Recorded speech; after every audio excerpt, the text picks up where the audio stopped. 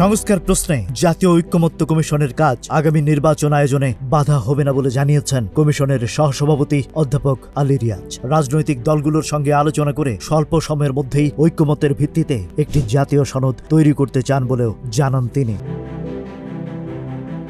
আলী রিয়াজ বলেন, আগামী ডিসেম্বর মাসে নির্বাচন করার ব্যাপারে সরকারের পক্ষ থেকে বলা হয়েছে। ঐক্যমত্য কমিশনের কাজ হচ্ছে সংস্কার ইস্যুতে ঐক্যমত্য তৈরি করা।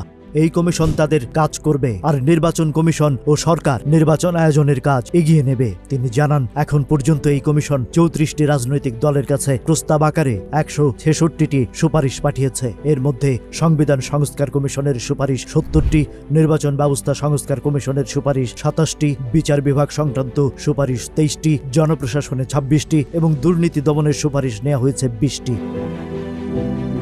আলী রিয়াজ বলেন, দলগুলোর কাছ থেকে মতামত পাওয়া সাপেক্ষে আমরা তাদের প্রতিনিধিদের সঙ্গে সরাসরি আলোচনা শুরু করব। এই জন্য এখন পর্যন্ত আমরা কোনো সুনির্দিষ্ট দিনক্ষণ নির্ধারণ করিনি। যখন যে দলের মতামত পাওয়া যাবে সেই সময় থেকেই আলোচনার শুরু হবে।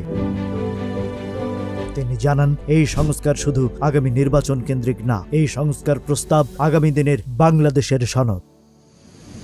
অধ্যাপক রিয়াজ বলেন, মতামতের জায়গা রাখা হয়েছে, যে কোনো দল বা জোটের মতে না মিললে তারা নতুন করে মত দিতে পারে।